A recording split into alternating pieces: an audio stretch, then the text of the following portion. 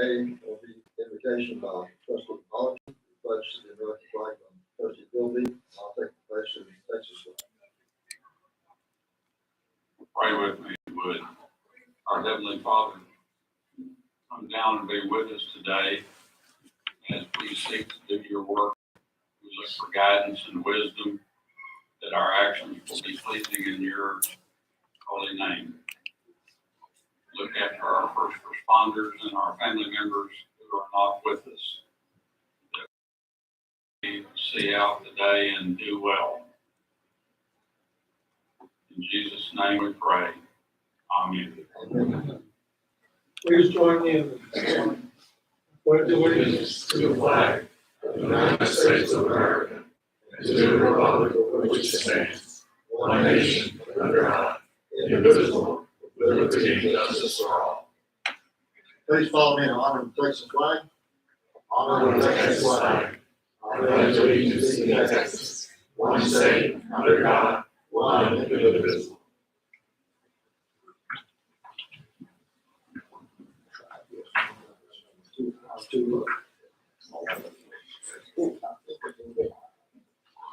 So be it. Rick's got a handle on that side. I know. He's gonna probably go through the floor.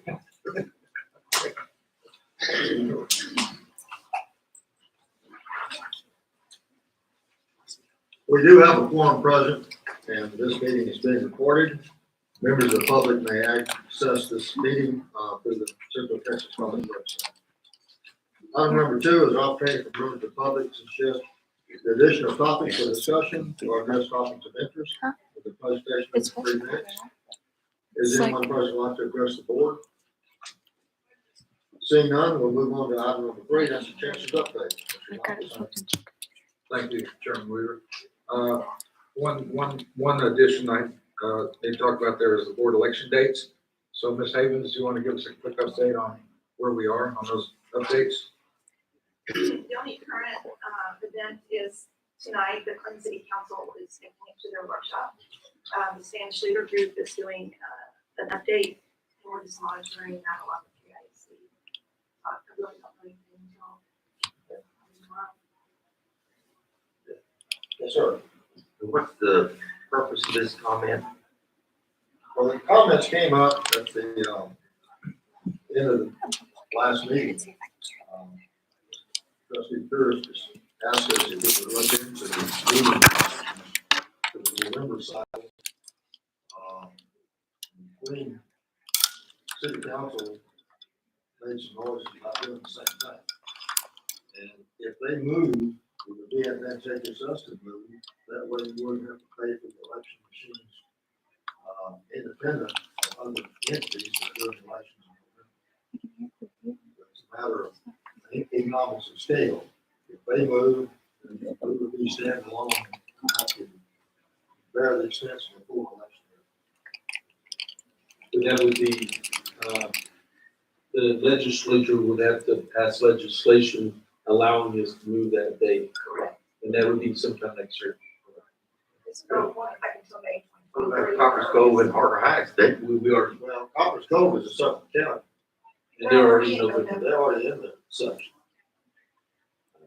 They're already. Anyway, I've got to say this. Originally, there was some purpose of us having our voting in the spring. Now, I don't know what it is, or what it was, but I just hate to see us get mixed up with the politics of the Democrats, the Independents, the Republicans, and so on. We've got folks that should be interested in educating our kids. And, you know, I just hate just to arbitrarily say, we'll just move to another day. Well, it's not gonna be arbitrary. If we make a decision to be coordinated with other entities, we have to pay for the election. And that won't happen, as Chris said, unless the legislature gives support to do that. They don't meet till 2023.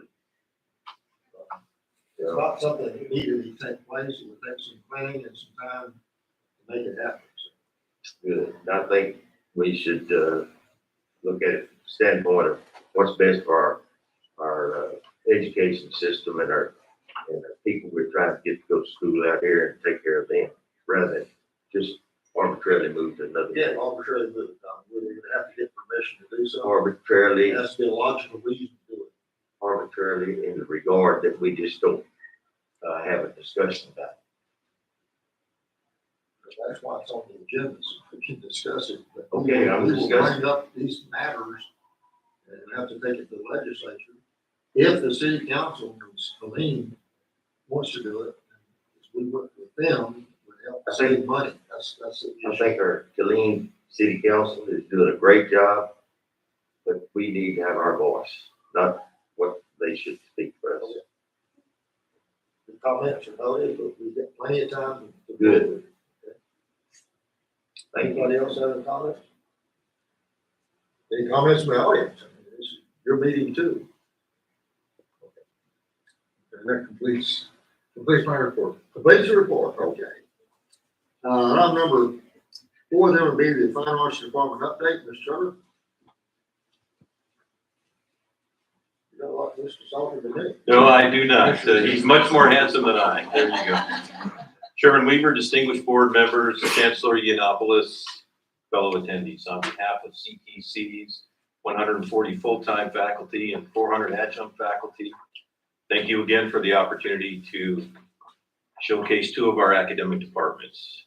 First, Mr. James Salter, our department chair for fine arts, followed by Ms. Maria Lewis, our department chair for child development and teacher education. Will walk you through their academic programs, show you some enrollment data, and then highlight initiatives and programmatic successes. Mr. Salter. May I approach? So I assume someone's got their finger on the button, or is this? You got it. I got it. You got it. How are you? Right. So in the fine arts department, we have 3 programs: drama, music, and visual arts, and they're very distinctive.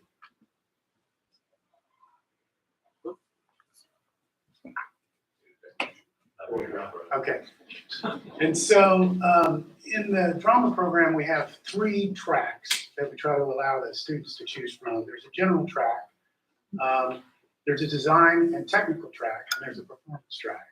So oftentimes we have students that come in and they want to be performance majors or they want to be design technical majors. So that's why we have that there. In the music, we have a general field of study, which is useful because it can transfer to other colleges. So can the drama as well. Visual arts, we have studio, and then we have commercial art. And we're reworking the commercial art because we've had a lot of changes in the last few years. So you can see the numbers, and there is a trend, and we're working towards a stronger summer. I believe that we have, it says TBD, but last time I checked, I think we're looking at 100 right now, currently enrolled. So the hope is that we're going to spring up in the summer and the fall, start to see some growth there. So we're really proud of this. We have some transfer pathways to Texas A&M University, which basically is a Bachelor of Science degree in liberal studies. Now, that's for all 3 programs. So if a student comes through us, they get training, and all 60 hours, credit hours, get transferred into this Bachelor of Science degree, and they get to choose 3 minors. And one of those minors could be a teaching certificate. So that means that they can then graduate from Texas A&M, from us to Texas A&M, and then go straight into the teaching field if they want to. It's a really great program. We're trying to get more and more of our degree students interested in this and understand its importance because we need good teachers. And then, of course, we have the Bachelor of Music degree. So that'll transfer, of course, all 60 hours into the Bachelor of Music degree at Texas A&M. So we've got direct pathways for our students that are going to save them a lot of money and give them a high quality education. The events, so we had a student artist reception. I don't know if any of you were able to make it, but it's phenomenal. Our students are incredibly talented, and much of their artwork is still hanging over in the gallery in the Fine Arts building, building 2218. This week, on Thursday, Friday, and Saturday at 7:30, we have a production of Native Gardens, which is a comedy, and I think you'll have a lot of fun with it. So help spread the word, and if you can come, see it, we would love to have you. But the students have worked hard on that, and it's an amazing little show that they've done. And then coming April 27th, we have a lunchtime concert in the gazebo. So if you're around, come see our students. They're very, very fun.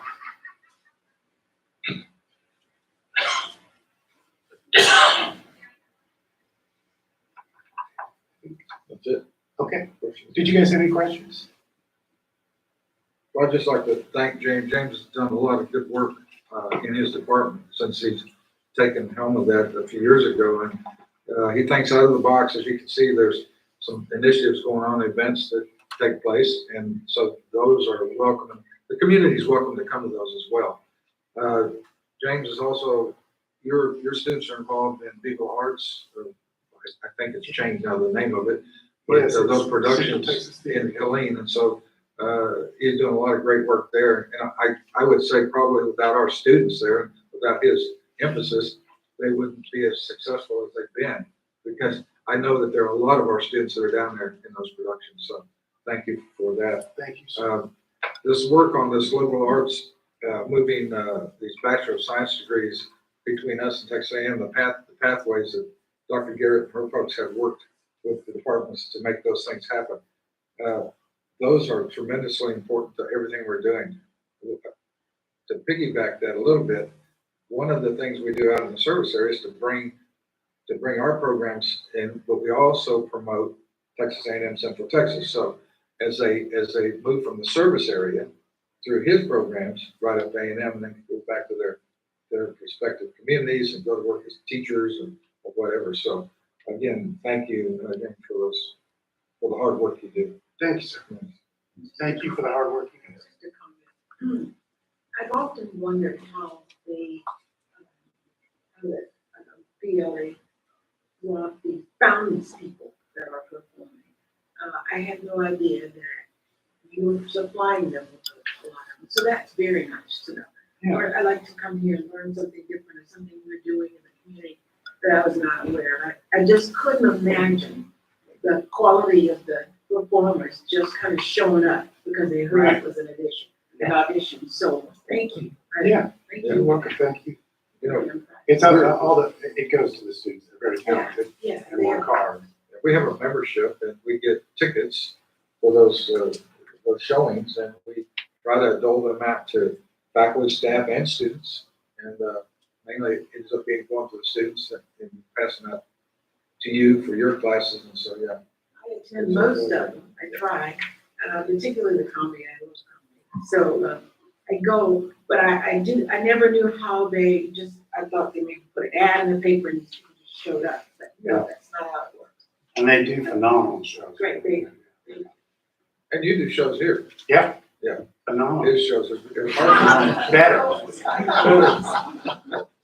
If you haven't attended one here at the Lady Bird Johnson Center, you need to attend one. They're really good. And they're sellouts. Every one I've been to, there aren't many empty seats. So, yeah. I'd just like to say, express my appreciation to you for helping what used to be Viva the Art. They were having difficulty a few years ago. They were about to fold. And CTC stepped forward and said, okay, we'll help you. And as a matter of fact, I don't know if this, That was James. but we'll take it over if necessary. Well, then they were able to rally things and get it back. So I really appreciate it because CTC has a commitment to the arts. Yes, it's an Thank you important very much. part of our community. Thank you. Thanks, sir. I appreciate it. Next item on the agenda is the Child Development Department update. Ms. Lewis? Thank you. I was gonna ask James which button he was using. There you go. You got it. One, right in the middle. Right You there. don't have to press on. You don't have to press up. Okay. Thank you. Thank you for having me. My name is Maria Lewis, and I am the Department Chair for Child Development and Teacher Education. And there we go. Here are some of the programs that we offer: the Child Development Arts, Associate of Arts degree. These are our stackable certificates. And so the Child, Youth, and Serving Professional is where we have our adults, after leaving getting the certificate, work with children from the ages of 14 to 25. YMCA would be one of those places, Boys and Girls Club as well. The Child Development Instructional Aid, Teacher Assistant, those mean the same thing.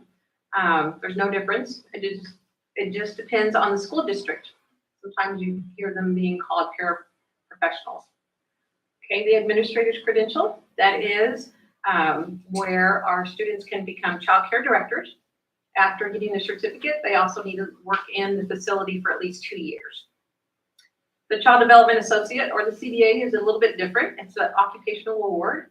After they've received this, they'll also go to the board and go for a national accreditation before they get their CDAs.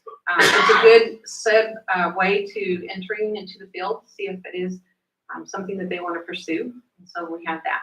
And then the teacher education, which is our Associate of Arts and Teaching degree, which they'll get here 2 years and then they'll continue on to a university to finish off their degree. Here's our enrollments. As you can see, for fall 2021, we had 591 students, a total from fall 2019 through 2021. And then for spring 2020 through spring 2022, we went up by 434 students. And the reason that we actually had that many students, and we started some high school dual credit students started coming to us. And so that was why we had a nice raise there. As you can see in the summer 2020, the lecture, because of COVID, we didn't have any face-to-face classes going on. And so we had some online classes. For this summer up till today, we have 39 on the online already registered and 8 students in the lecture face-to-face, which at this time is about 47 enrolled, which is 60% of where we were from last year. And we're about 10 days into our enrollment from that. Here's our initiatives. The Carl D. Perkins Grant. We are having 2 Hatch computers delivered within the next week or 2 for our 3- and 4-year-old rooms. This Hatch computer will allow our students to use them as well. It's very hands-on friendly. Our teachers will use them. It teaches our children multiple languages. And so that's really something that we're looking forward to. The other thing is the assessments that we're using currently is going to also line up with the Hatch computer, which is really exciting for our teachers. They're on rollers, so they can go from one room to the next, but we'll probably just keep them in those rooms.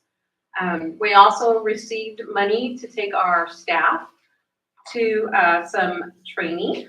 Our 2 days that are authorized a year off, we're going to go ahead and take our ladies between in mid-August to professional training. The Workforce Solutions will provide the trainers, so we got those for free, which is really nice. And they know what it is that they need training on, so that was also a great thing. Texas Workforce also is giving our teachers quarterly bonuses. So they've already received 1 bonus for $450. They'll receive 4 more, which will give them a total of $1,800 incentive for bonuses. So our teachers are very excited about that, to get a little bit of money into their pockets. I also wanted to let you know that we do have a teacher who just finished her master's degree in human development.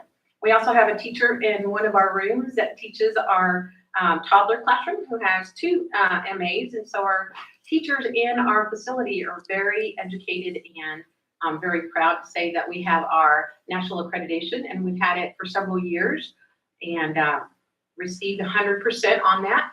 And we also have our Texas Rising Star, 4 stars, which is the highest that we can have.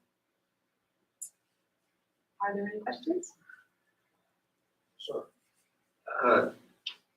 Just a comment or 2. Of course, all parents have, a lot of difficulty in getting their proper development for the children and so on. But our military folks really have a significant impact. And so are we spending effort to try to assist our forwarded friends and military folks?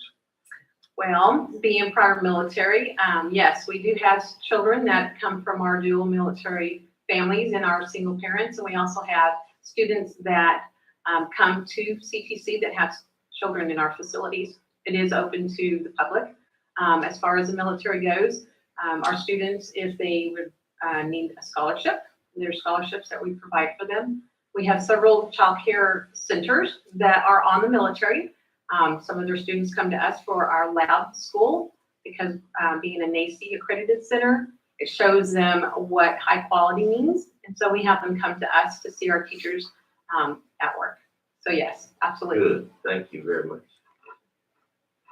I'd like to thank Maria since she's been with us and stepped up to the helm to take over the early childhood development program. And in addition, the teacher education, it's a huge bonus for our community, for this city, for all of our cities here. And so it is also a huge bonus initiative for our employees because they can bring their youngsters, while they work, their youngsters are taken care of. So we have some in this room who have said, yeah, Bob, so, but she's done great work, and that's really important. And also, we get a lot of money from the Texas Workforce Commission. You know, early childhood development is one of their big pushes for the 60 by 30 initiative that the governor has. So we are deep into this, and thank you to Carl Perkins Money for these Hatch computers. And as I understand it, they're touch screen.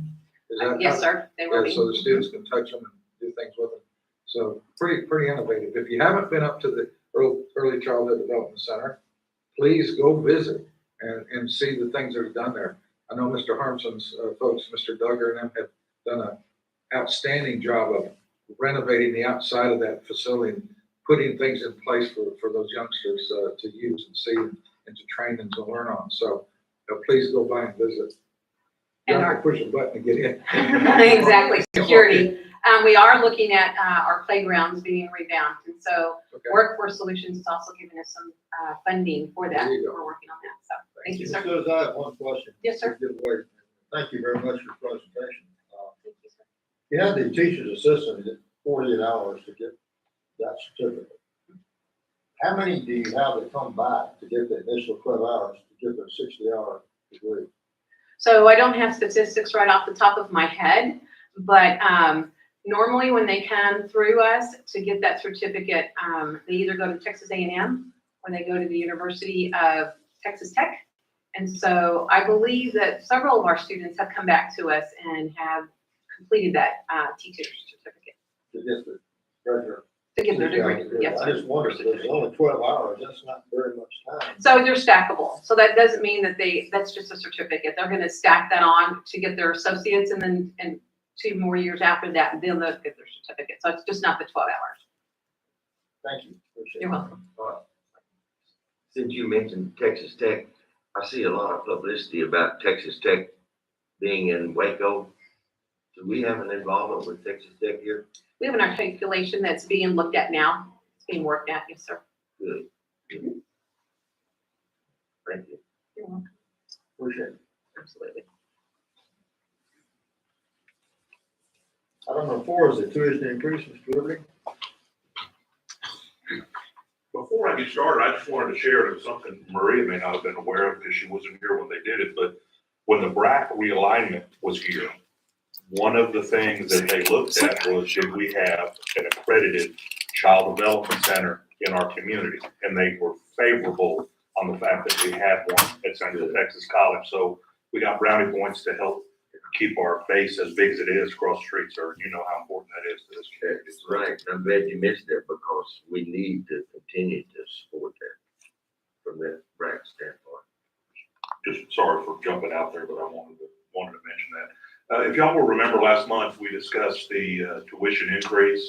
I'm not going to bore you to death. As a reminder, we did it as part of the budget workshop, but just a brief reminder on the tuition part that we talked about. We mentioned the fact that we hadn't increased tuition since August of 2020, and that the average tuition and fee rate across the state of Texas is $110 for your in-district tuition and fees. So our recommendation to the board is to increase that to $124 for out of district and $250 for non-resident. which is an increase of $5, $2.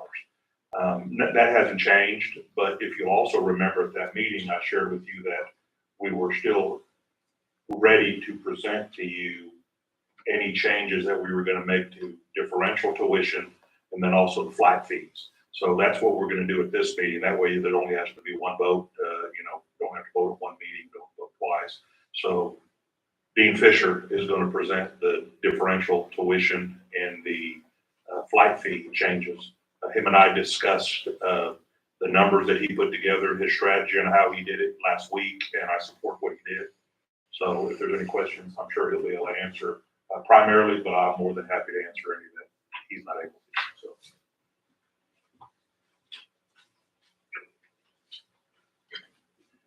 Hello again.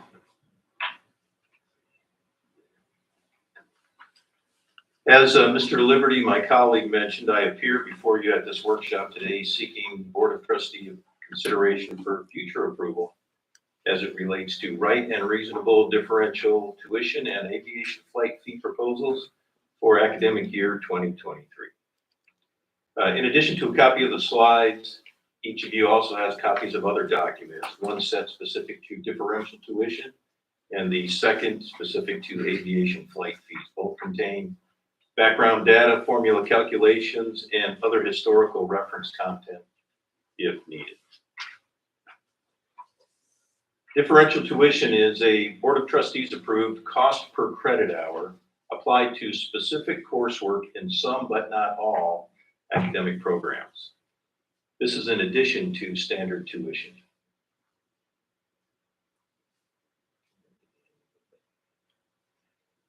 As displayed on this particular slide, simply stated, differential tuition is the quotient resulting from annual cost of course delivery supplies divided by the number of annual contact hours.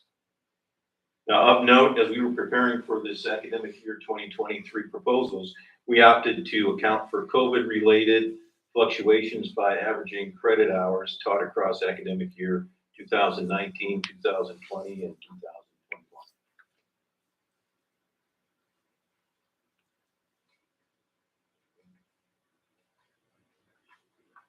This slide depicts the current 17 Board of Trustees approved differential tuition rates that are currently in effect for academic year 2022.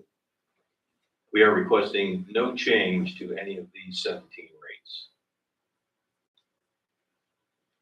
We are, however, seeking Board of Trustee approval to add a differential tuition cost per credit hour to 3 specific programs, none of which have been previously requested. More specifically, the Industrial Technology Department proposes a $10 per credit hour differential tuition to 5 press operations level 1 certificate courses and 6 graphic design level 1 certificate courses, which scaffold into a 14 course level 2 certificate. Given this is a slow growth program, we've got 60 students enrolled in spring of 22. We chose a modest $10 amount to start. Now, Central Texas College has used a tiered approach in the past, $10 this year, $15 next year, $20 the year after, several times in the past to eventually achieve cost recapture. Therefore, we would certainly monitor enrollment trends and recommend future adjustments accordingly. So why new and why now? For now, the growing program is heavily technology dependent, as you can imagine. As such, graduates gain exposure to cutting-edge industry standard equipment and enter our workforce more able, more skilled, and more eager than before. Additionally, a combination of previously Perkins grant-funded software site licenses and equipment maintenance fees are now institutional responsibilities. Next, the Science and Agriculture Department proposes a $15 per credit hour differential tuition to 10 biology prefix courses for both science majors pursuing an Associate of Applied Science or Associate of Science degree in organismal biology, human biology, or chemistry, and non-science majors completing core degree requirements. So why new and why now? Costs associated with specimen dissection continually increase. And integral to our student learning outcomes are such hands-on dissection staples as earthworms, fetal pigs, sheep brains, hearts, and kidneys, and cow eyeballs. If we have learned nothing from recent events, we have gained a greater appreciation within the education community for the value of hands-on, instructor-led, collaborative, and collegial lab work. There is no equal substitute. Lastly, the Office Technology Department proposes a $12 per credit hour differential tuition across 12 specific courses which scaffold into a level 2 medical coding and billing certificate. On our workforce side, upon completion of coursework, students are eligible to sit for one of 2 national certification exams, either the Certified Professional Coder, the CPC, or the Certified Coding Specialist, the CCS, at a cost of $400. Successful completion of either certification exam is required for industry employment. Again, why new and why now? We've had 20 graduates complete the program, just one has sat for the certification.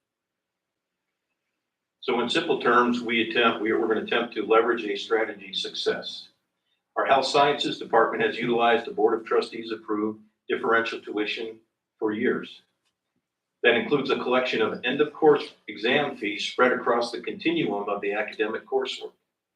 So that upon completion of the EMT program and our 2 nursing programs, for example, graduates simply register for an exam, CTC cuts the check, and the students sit for the exam.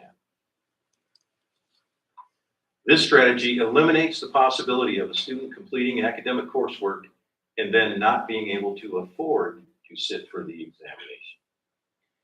The Office Technology Department seeks to invoke an identical strategy, also to eliminate the possibility a student earns a 42 semester hour level 2 medical billing and coding certificate, but then cannot afford to sit for the requisite industry required certificate because they don't have the $400 in that moment.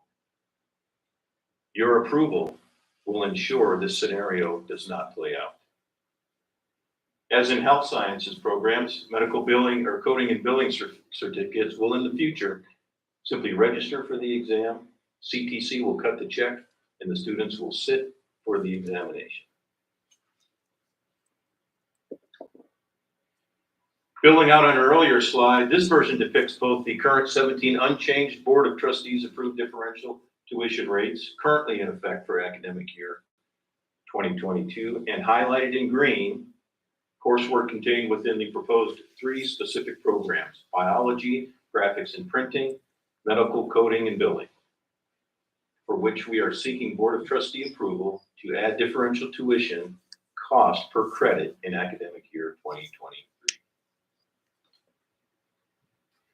Unlike differential tuition, flight fees are categorized as individualized instruction, very similar to what we do for our music courses. The aviation program is ever focused first on safety, both in flight and on ground, and then delivering quality instruction at an affordable price point. A review of competitor aviation science flight fees is very CTC favorable. For example, Oklahoma State University rates exceed all CTC rates before OSU applies an additional student tuition and fees. Closer to home, the All Texas State Technical College rates exceed CTC rates as well. In fact, TSTC and CTC offer 3 identically rubriced courses: instrument flight, commercial flight, multi-engine flight. And in all 3, TSTC advertises rates that are double ours. That said, it is no secret fuel, maintenance, and parts costs have risen. As depicted on the screen, aviation fuel costs per gallon have risen nearly 52%. Not depicted is the unpredictable but ever-increasing cost of maintenance-related actions to include parts, equipment, and shipping. As occurred last in fall of 2019, the Aviation Science Department today proposes increases across the 8 course offerings listed on the slide. I draw your attention to the mustard colored column centered on the screen. This column displays the actual dollar figure increase as calculated if you work back to the left. The academic year 23 proposed amount minus the current approved Board of Trustees amount listed in the AY2 as is column. The calculation worksheets I mentioned earlier detailing the multiple components that allow us to add up and arrive at the proposed amount for each of the 8 courses is contained in your supplemental documents. Drawing your attention back to the screen, if the green highlighted column lists the non-fuel related percentage increase for each course. As stated another way, the increase we would have requested had fuel prices remained unchanged. So by controlling for the fuel factor, a correlation generally exists between the type of aircraft, the total dual and solo flight time, simulator time, ground hours, and percentage of proposed increase. Ground hours. Ground hours are less expensive than simulator time. Simulator time is less expensive than solo flying time. All are less expensive than instructor accompanied dual flying time. For example, an entry-level AIRP 1315 private pilot student is supervised by an instructor pilot for 30 out of 45 total hours. That's 67% of the flying time in the Cessna 152. Conversely, that same student in that same aircraft advancing to AIRP 1255, the intermediate flight, is unsupervised 75% of the time of the total flying hours. So that's 50 solo hours out of a total of 62, despite logging 38% more total flying hours. Similarly, the Cessna 152 hours are less expensive than the Piper Aero instrument trainer. The instrument trainer is less expensive than the Piper Aero complex trainer, and of course, all are less expensive than our multi-engine Cessna 310. So in conclusion, I appear at this workshop today seeking Board of Trustee consideration for future approval as it relates to right and reasonable differential tuition flight fee proposals for academic year 2023. Thank you for your time. I will certainly entertain questions or comments. Any questions? No questions. I'd like to thank Dean Fisher. He's made a tremendous impact in his very short time that he's been with the college, as you can see from his analysis of what we have to do for differential tuition, flight training, and other things. And he's working well with the departments, the deputies, and couldn't say enough about your successes. So thank you again. Thank you, sir. We have a great team, no doubt. Thank you. Thank you. Mr. Larry, if you could come back up for just a minute, I've got a question. Yes, sir. On the documents that you sent, which we haven't discussed yet. I don't know if you want to discuss them or not. Certainly, whatever you'd like to do, sir. The rates for the dormitory, whatever they call it nowadays, I call it dormitory. Yes, sir. What do they call it nowadays? I think we call it student housing, Student housing, okay. residence hall. I still call them mess halls, too. I got you, sir. I understand. Chow line. You've got some numbers in there, to raise. That's actually Mr. Gonzalez's presentation. You're gonna raise the fees. Come on up, Mr. Gonzalez. And I don't have any problem with that, but I'm wondering if we're raising them enough.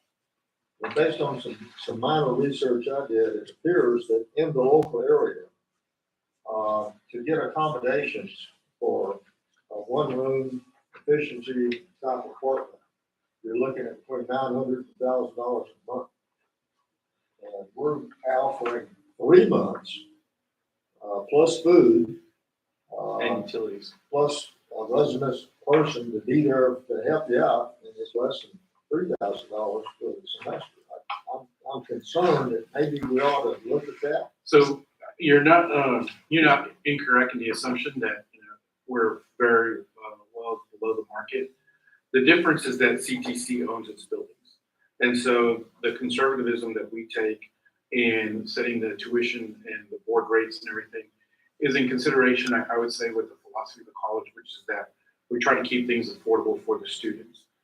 Now that said, I, as being somewhat of a for-profit person, I'm always pushing with Dr. Carter and the chancellor saying, we can go get more, we can go get more. But the consideration is always that what do we need to be operable? What do we need to put something down to our bottom line? And because of the fact that we have ownership of the building, unlike many of the other colleges, what you're seeing is they're not only keeping up with the market, but they have to. Otherwise, they can't pay back their loans for the construction that they've done. And so that is the opportunity that we're afforded, and the reason why we're able to keep ours with seeing below market price. And that's why I supply the graph, because it very much shows that we are, in fact, one of the most cost-effective, if not affordable, when you consider all that you just stated. So we may would be a little, we may would be a little bit inconsistent to criticize the for-profit institutions and then turn around and try to be profitable in our own way. No, I agree with you. yes, sir. I mean, but anytime we want to flip that switch, I'm always prepared. I apologize. Y'all were on a roll, you jumped ahead. Yeah, I snap on. No, resolution. So if we can go back to the agenda. Yeah, I was just concerned because Yes, sir. it affects our budget No, yes, sir. big time. And I just didn't know. And also, and We're still low compared to the state average that you got in there. There's only one person lower than us. yes, sir. That's Hill College. I don't And, know if we're- and I can speak to some of the other things that we've done that will help alleviate, I think, some of the concern after market. Thank you. Yes, sir. Next item, number 7, is the capital projects report. Mr. Armstrong.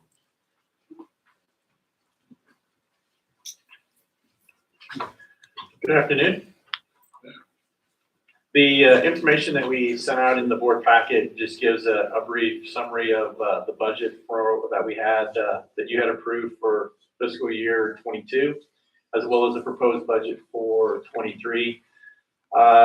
There's something that I would like to point out is while the budget for 22 was a little over $1.1 million, and it appears that the budget for 23 is slightly higher at a little over $3.3 million. There's actually a carryover of around $2.4 million. As you know from prior conversations and proposals, RFPs that I brought to the board, we have issued, actually this is the third time if you include the elevator project for the enrollment center, which came out double the cost that we had anticipated. More recently, I think you may be aware that we had presented on a multiple group of capital projects that we were issuing to the board, which had to do with married student housing and some other construction projects around campus. Unfortunately, we had 0 bids on that RFP. And so we're reviewing it and working with the purchasing department to actually reissue that, trying to make a few modifications. But I'm not overly optimistic that we'll be able to go ahead and spend all of the budgeted dollars. So in order to be able to continue to move forward with those projects, I have gone ahead and moved those dollars over into the 2023 proposed budget. A couple items that we were adding. One was the residence hall electronic access control system. Unfortunately, just before Thanksgiving, and I don't know who actually programmed this, but the system that we had in place, it was an electronic lock system, much like you would see at a hotel. You have the little swipe cards. They have been here in place for years and years and years. I don't have the exact date when they were installed, but they had put a quote unquote a kill setting in that would disable the locks from actually functioning at a certain point in time. Well, that happened to just coincide with the week of Thanksgiving. And so we had to make some quick maneuvering to go ahead and make sure the students weren't locked out of their residence hall rooms. So this is certainly something that I think we need to look at moving forward. Otherwise, we may end up with fewer residents in the hall if they can't get into their rooms. The other piece of this, what it does is, and I mentioned this a little bit the last time when we talked about the capital projects, we are looking to go ahead and try to save some dollars on how the projects are being put together and the work that is being incorporated. One of the things that we're looking at on the multi-department relocation is moving away from using married student housing for several of the departments. So we've identified a number of other locations that are a possible a place for those departments, which could actually save us some money. I am just utilizing the full dollar amount because until I get a contractor on board with the current way that prices are, I really want to at least make sure we have enough money to be able to go ahead and do that effectively. The other piece of that too is with some of the changes that we've been able to make around the Science Center and relocating MLT to the nursing building. It allows us to keep the classrooms used as classrooms, which eliminates the needs for the portable buildings. And so because the quote that we had for the elevator project came in around $800,000, we've decided to reallocate those dollars to the elevator project in case we are unable to go ahead and get a contractor who's able to bring that price down. So that's the overall proposed budget for 2023. A couple other quick things. I've had some conversations with Cliff Whittingstall. He's with PBK. And when we had some difficulty in trying to identify a contractor for the capital projects, I asked him about it and asked what he was seeing out in, throughout the state of Texas and elsewhere. And he said that a lot of the construction companies are not bidding on projects less than $10 million. So they're being very particular. He's seeing prices that have significantly doubled in cost. He's finding that contractors are having difficulty obtaining subs to be able to do the work. So while they're bidding on it, they're having difficulties. Projects are often coming in over budget. He said that, which hasn't occurred a lot, that a lot of contractors are actually passing on projects and being more selective as to which projects they take on. Costs have increased anywhere from 20 to 25%. And he said that UMHB was also building, I think they had like a $5 million building project. But he said that some of the contractors were even passing on UMHB's project because it wasn't large enough. So I think those are just some of the challenges that we have been facing. Hopefully, we'll be able to go ahead and identify at least, if we can, we like to use local contractors. And if we can go ahead and try to drum up some additional interest, hopefully I'll be able to be back in a couple months with a recommendation regarding a contractor. The last thing I will go ahead and mention is just because we recently had the tornadoes that went through the eastern part of the county. The college was very fortunate that we did not sustain any damage in that last round of storms. Unfortunately, Ted and I were here during that event and our cars did, but the college did not. Anyway, with that, I will entertain any questions in regards to the. What about the tower? As far as I have been told, there was no damage to the tower. Now that is going to be a part of the insurance claim from last February. We've got some painting needs, we've got some wire tensioning requirements, and then there are some other things that need to occur. So we're still trying to obtain a contractor. Mr. Gonzalez may be able to speak more if you have questions, but I know he had issued an RFP and was unable to get any contractors to bid on that project as well. So we're trying to incorporate that into the project that I was just interested to see if we had any wind damage to that tower. As far as I know, yes.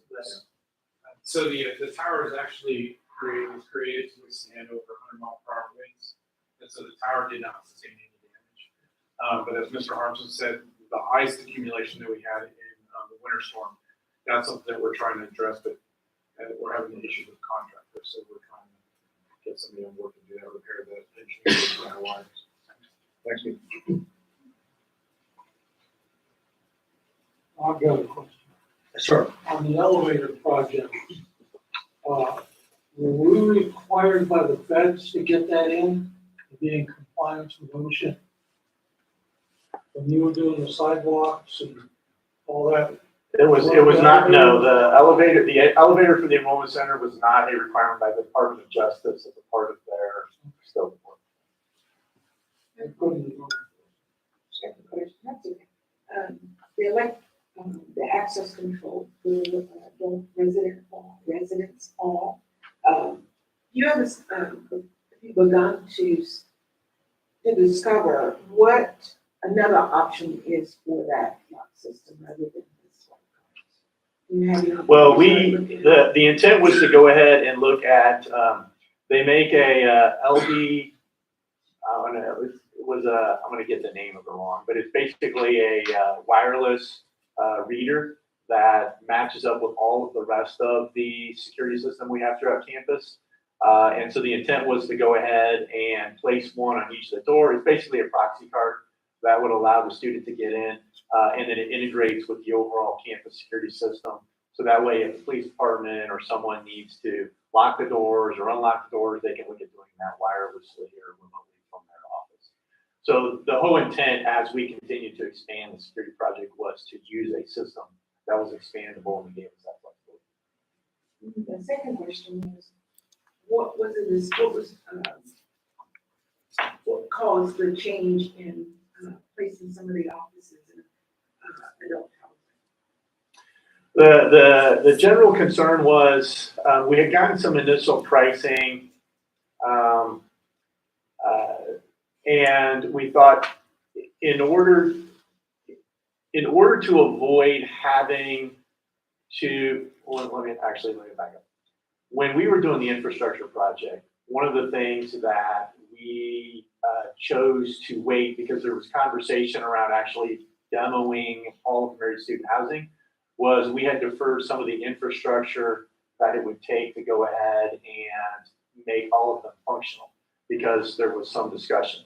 We went ahead and said, well, we think we can go ahead and look at putting in some of that infrastructure within the 4 Mary Student Housing units.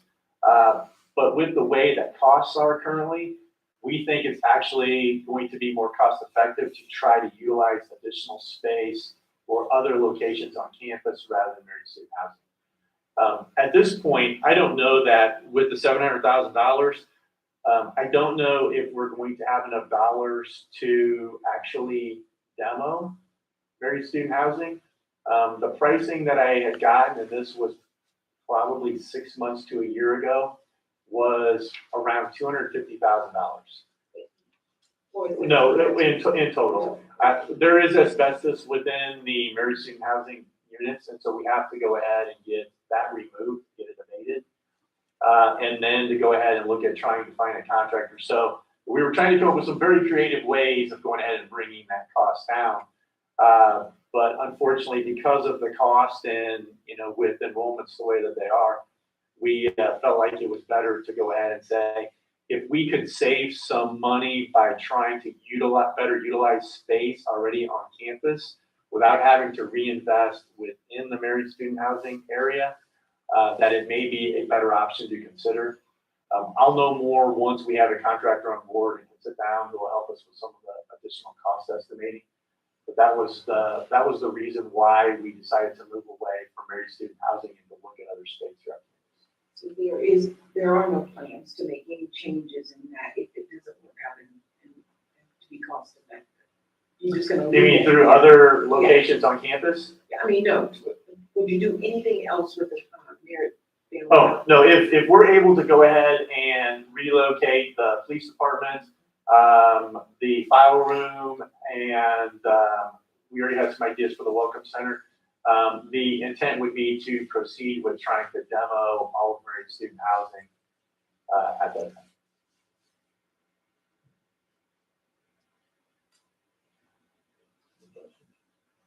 On the American Disabilities Act, I guess the Department of Justice said we have a few things that points out.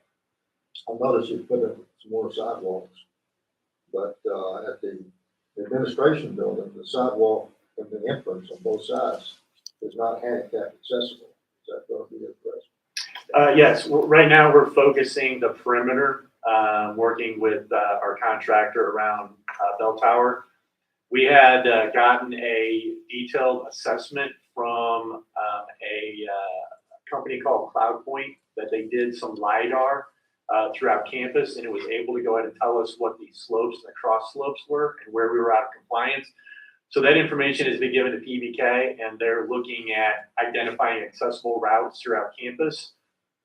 They're not done with that work, So we're starting on areas that we know are out of compliance, and then we will jump back to other areas. Probably there'll be some areas around the buildings, or maybe some other areas throughout the mall. There'll be some areas around administration. There'll be some parking lots. So where you have your ADA spaces, parking spaces, we'll be looking at the ramps to get up to the individual buildings. There is a ramp on the west side. I do not believe that is in compliance, so that will have to be redone slightly in order to allow access to the administration building. And there's a number of other entrance accessible issues throughout campus as well. I will mention, since you did that, the money for ADA is under a operational cost center, and so that's why I did not have it listed here under the capital budget. Thanks, sir. Appreciate it. While you're up here, item number 8 is the food facility contract reward. Yeah, so we were talking about the ADA project, and the consultant that the Department of Justice has required us to utilize, it's basically a representative of themselves, has been Pruitt Consulting. Their contract renewal, their option period is up, and we are needing to go ahead and extend that. So the recommendation will be that we exercise the first option period of the Pruitt Consulting contract in an amount not to exceed $170,000. Having gone through the first year,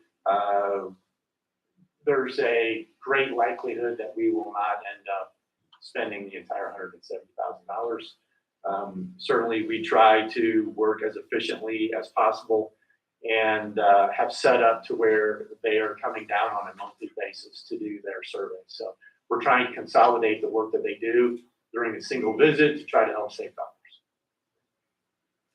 Questions? Thanks, sir. And then number 9 is the fire alarm service contract. Yeah, so the company that we were previously using was Impact Fire Services. Their option periods had expired, and so we had to reissue the request for proposal 22010. We had done that, and through our evaluation and assessment, Impact Services came out to be the best value contractor. So we are looking to initiate a new contract, which would be for an initial 1-year term and 4 1-year option periods. Estimated spend not to exceed $200,000 annually, and that would be the recommendation that we bring forward to the board meeting next week. Questions? Thanks, sir. Next item on the agenda is the Casablanca travel contract reward. Mr. Gonzalez. Yes, sir. And just to add to the KNCT tower discussion, that tower is actually overbuilt for what we use it for. It originally had TV, and we vacated everything that was up there on that tower. So it's actually even stronger than what we have currently on it. Yes, sir. I'm before you to seek, we'll be seeking board approval to exercise option year 2 of the Casablanca Travel Services. And I just want to apologize because in your board packet, there may have been a typo where it says option year 1 and then parenthesis 2, it should be 2. And so we're seeking exercise option year 2. Feedback from the administration is that they're very happy with the level of service, and they continue to provide excellent service to CTC. So we'll be bringing the recommendation to exercise the second option. I'm happy to answer any questions. Any questions, Mr. Gonzalez? Thank you, sir. And we'll move on then to item number 11, the Great Western Dining contract reward. Yes, sir. Per the contract, each year it increases by CPI. And so as we're all aware, CPI has kind of gone through the roof. However, we were lucky at the time to negotiate a 6% increase with CPI. So therefore that translates roughly to a $1.29 increase. And Great Western Dining continues to provide excellent service across the board at all levels that they provide. As a result, we'll be seeking to board approval to exercise the second option year of the Great Western Dining contract. And I'm happy to answer any questions about that piece. Any questions about the contract with Great Western? Thanks, sir. Yes, sir. then, item number 12 is Resident Hall rates. Yes, sir. So, Mr. Liberty brought up a great point, and that was also COVID. So when we dealt with COVID, the dorm rooms they were shut down for a period of time. Then, as a matter of consideration of taking what the CDC was putting out and some of the best practices, it was determined at that time when we wanted to bring them back online to bring them to one student per room.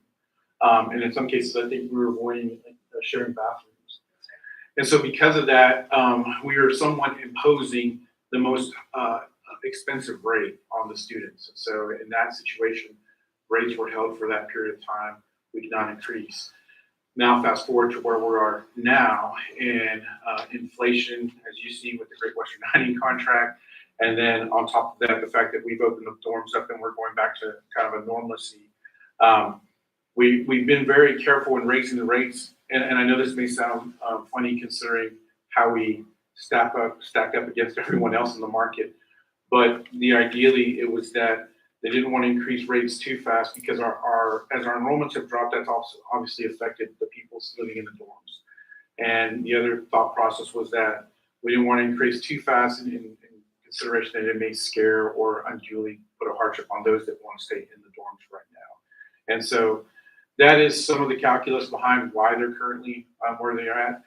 The college does tend to take a bit more of a conservative strategy in increasing rates because it doesn't want to create a hardship and because we have the luck of owning the buildings outright. And so that is in fact why we are very inexpensive when you look at everyone else. Any questions, Mr. Gonzalez? No, Yes, sir. it's present occupancy.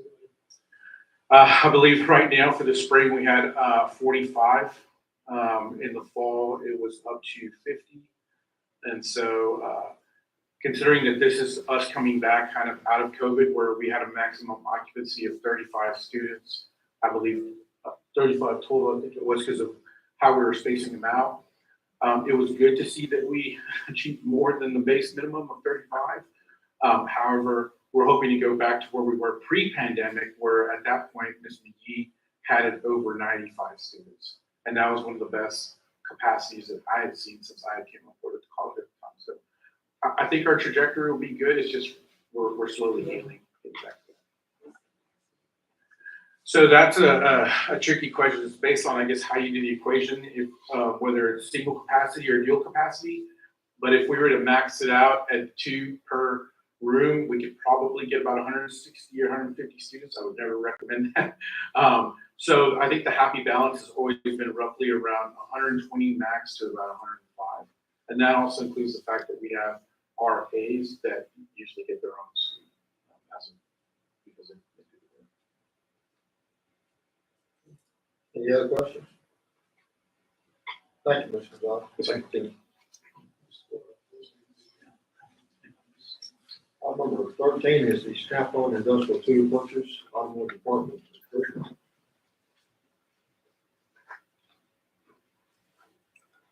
Good afternoon, Chairman Weaver, CTC Board of Trustees, Chancellor of Indianapolis. I am William Kirshner, Department Chairman and Professor of the Diesel Industrial Technology. CTC Policy 100 requires that the CTC Board of Trustees actions purchase of $50,000 or more.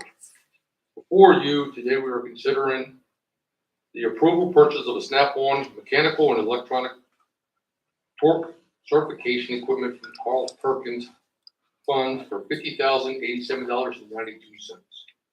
Students earn Snap-on certificates and certifications as proof of achievements. These stackable credentials increase employment credentials and on-the-job productivity. Central Texas College requests this equipment from the Texas Higher Education Coordination Board through 2021-2022 for the Carl Perkins Basic Grant. Recently, we have become NC3 accreditable or certified training center. So Snap-on is one of our major partners, and we're offering this certification kit so that our industry partners, when they require us and when they require us to teach the fundamentals of torque and other that we're doing, we've just completed PMI, precision measurement instruments, and we're working on multimeters coming up in the early May. And that is why we're asking for this torque certification kit, because our industry partners are requiring that of our students. Question, Mr. Fishman? Is this different than the technicians of tomorrow toolkits? Yes, sir. Ford Yes. contract. Yeah, the Ford contract is included as part of the instruction. That Ford motor company provides. Yes.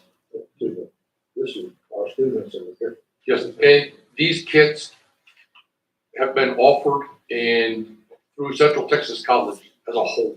So if anyone in Korea, they purchase this kit and they go through the NC3 training, which is National Coalitions and Certifications, they become a certified instructor, they can teach this.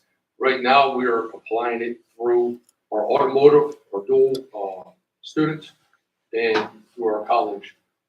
Currently, as of Thursday to today, there's been 15 certificates awarded in our PMI rulers and tape measure certification. So we're wishing to get this so that our dual credit students, our automotive and our diesels, along with, we use that for aviation. They can probably use it in our machinery or robotics. So the course can be used across a large area. Just one kit we're talking about. Yes, just one kit. Thank Mr. Kushner for what he's done in that automotive program since he's taken the helm and trying to get us up to industry standards. In addition to getting us competitive, because as you know, Galena Independent School District has a CTE program. They have an automotive program that is high standards. When those kids come out of there and they were coming over here, they're going back in time, and he has turned that around so that now when they come over here, they're going to step up and then they can move on in the industry. So Good. thank you, Mr. Kushner. We appreciate that very much. Thanks, sir. Item number 14 is the naming of the enrollment center for Beulah Vet.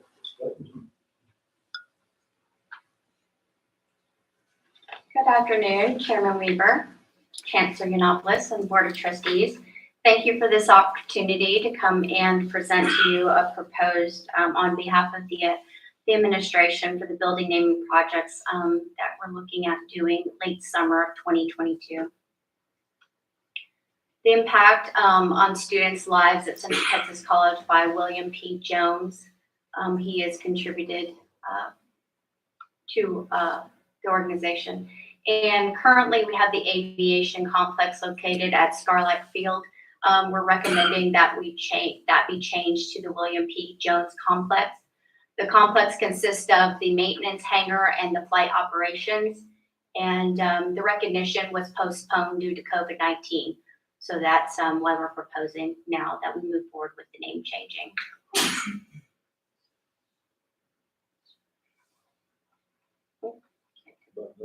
There we go.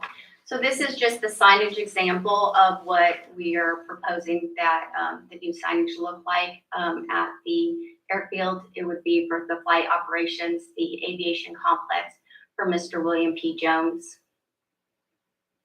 This would be for the maintenance hangar. It would also list his name, William P. Jones Aviation Complex, with the maintenance hangar as an example. Our college recommendations are that we rename the Skylark Field Aviation Complex for the following: the William P. Jones Aviation Complex Maintenance Hangar, also William P. Jones Aviation Complex Flight Operations. The targeted completion date would be late of summer 2022, and we would do it with an unveiling of a plaque, an image of and bio information on Mr. Jones. We would do community and distinguished guest invitations, as well as a reception, so that we could present the unveiling to the community.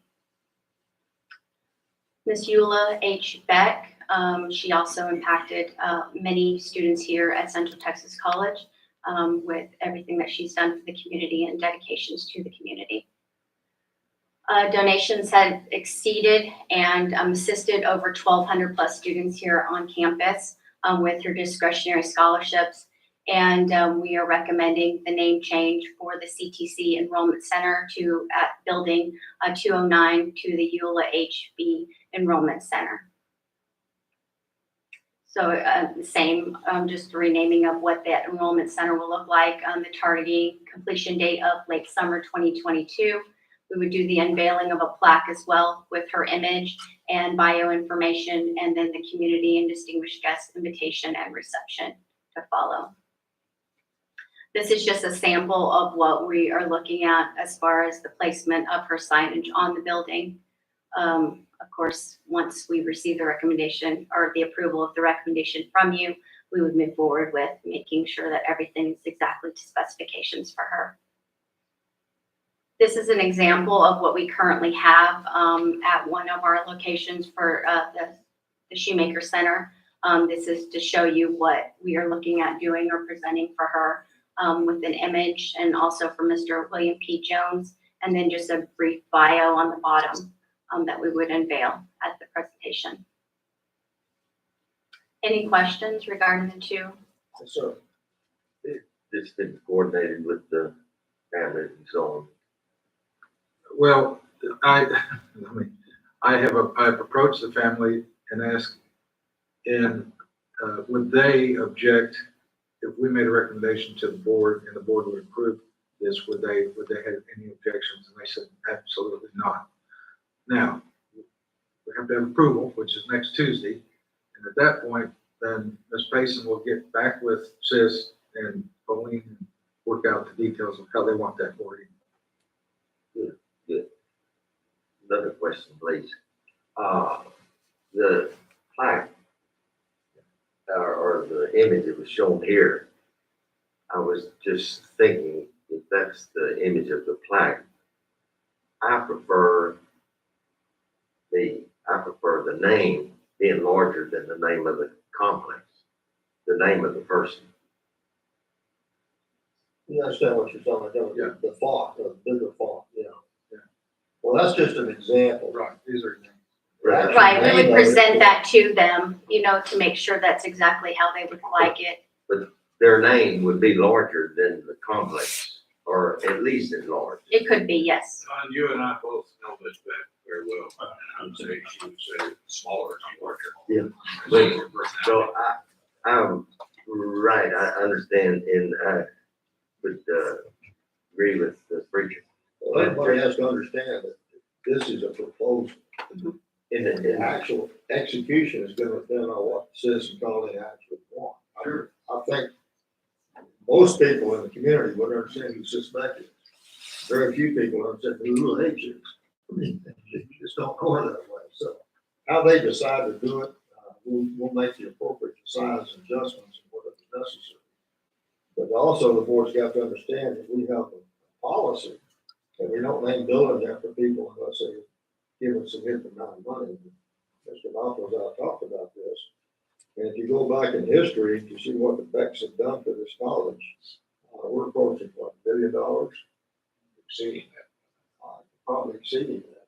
And then the aviation, I believe, Mr. Jones' lawyer contacted us a couple of years ago. Said there's $1 billion here for you to spend on aviation. Aaron, what do you want to spend? Ms. Jones is no longer with us. So the attorney basically says, you guys do what you need to do. So we thought it'd be appropriate to name the facility after him, although his only association with us was in his will. He left the money to us for the association. Well, there's a point of interest here. Dr. Chairman Weaver's speaking in policy 370, and that policy was changed, was amended to say that if a person wants a building named after them, there's a threshold of dollars that they have to provide. In neither case, in either of these cases, neither one of them approached us. This is a request from the administration to the board to do this. So in that case, they're exempt from this. There's no exception needs to be made or anything. So it doesn't exempt, it exempts all of this policy. So we're good to go. The plaque you were talking about, if you look outside this room, there's one with Dr. Anderson on it. That's the bronze plaque inside, just what, like General Shoemaker. So that one will have more detail. The other signage will be on the outside of the building, and the letters will be big, and they'll be able to see that. We'll work all that out. The design element of the building and the signage, so, yes, sir. Good. Okay. Now, while we're on the name, I think, the names of the buildings, you know, is pretty consistent around the campus. But the Sid Weezer complex, his name is smaller, and I would, propose that it may not be appropriate at this time, that we redo that to get his. Well, sir, that's not on the agenda, but I can tell you that, Mr. Harmson has that in his plan to go and make all that signage larger, so you don't have to drive up on the yard of the building to see what the name is. Okay, so he's doing that, and he's doing it, as he goes, okay? Thank you. And since I might have got us a little off track, I, wholeheartedly support the naming of these, complexes after those that you suggested. I think one of the great, I have the utmost respect for the vets. One of the greatest gifts that she provided us is when she told Jim to take care of the students. She gave him total freedom to do what was right and good for students. You know, most people give you a gift and there's strings attached. That's why I'm not real good accepting gifts. I don't like strings. But she gave him the total freedom to help our students with their living any way he thought was right because she trusted him. And to me, that was, I will always remember that about them. I have a personal relationship with them too, but I think that was, you couldn't ask for better support and trust in you, Jim. She knew you'd do the right thing. Absolutely. Any other questions? Thank you. Before you go, now I'd just like to add, thank you for the work that you're doing. It's becoming very obvious that you're being successful. Oh, thank you. I appreciate that very much. Yeah, and you'll see more from her. Valerie, thank you for this, taking us on, and for great things. You know they're coming. Okay.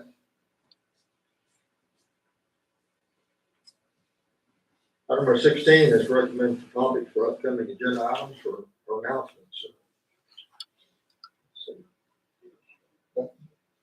I'd like us to go back and visit the 310 aircraft for a moment.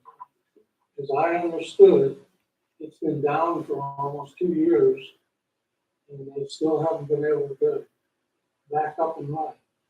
And the idea was, with additional funds, that they could get maybe another aircraft to replace it for more engine. Right now, you just are being asked to consider tuition rate change for a multi-engine class. I don't know how they can run without the aircraft. So Dean Fisher has that on his agenda. And he and I've talked about it. So, and Dr. Eads.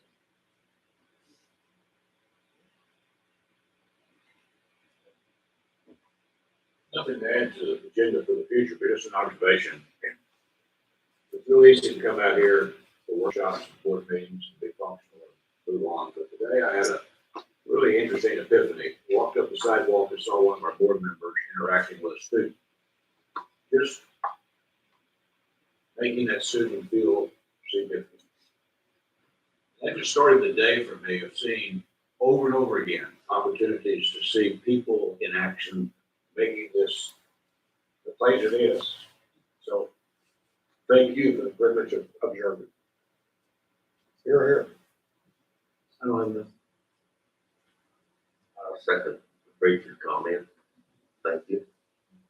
I've got one thing, the CCAT web seminar for performance of CEO, we got the evaluation CEO coming up in July. And I sent this out to everybody, I don't know if you got it or not, but they're having a webinar on Thursday, April 21st at noon. If you didn't get that, I'll resend it out to everybody, but it's 3 speakers are associated with colleges and universities about their assessments of board, of the CEO, and it's our duty to do that. And, we don't have any nitpicking, sir, but just to remind the board that we have an obligation to do a job. So this is kind of a training session. If you want to tune in on it, it might be worthwhile. If you don't want to tune in on it, that's okay too. But it's available. Would you resend it? I didn't receive it. Would you resend it? I'll resend it to you. When you see yesterday, It's April 21st. the email you sent yesterday, correct? I don't know what I sent. I'll check through and see. I sent it out on 4/7/22, whatever that is. I guess that's. And there is a requirement, 7th of April. yeah, there is a requirement by some association that I be evaluated annually. And Dr. Garrett would be on your knickers if you, we didn't do that as well as Miss Jordan, so. We've done pretty good about doing that. I just want to. Yes, sir, yeah. We evaluate you. That's what I'm afraid of. That is true. Okay, announcement of the regular board meeting scheduled for Tuesday, April 26th, 2022 at 1 p.m. And the next workshop is scheduled for Tuesday, May the 17th, 2022 at 1 p.m. There is no executive session today. And with that, we will be adjourned.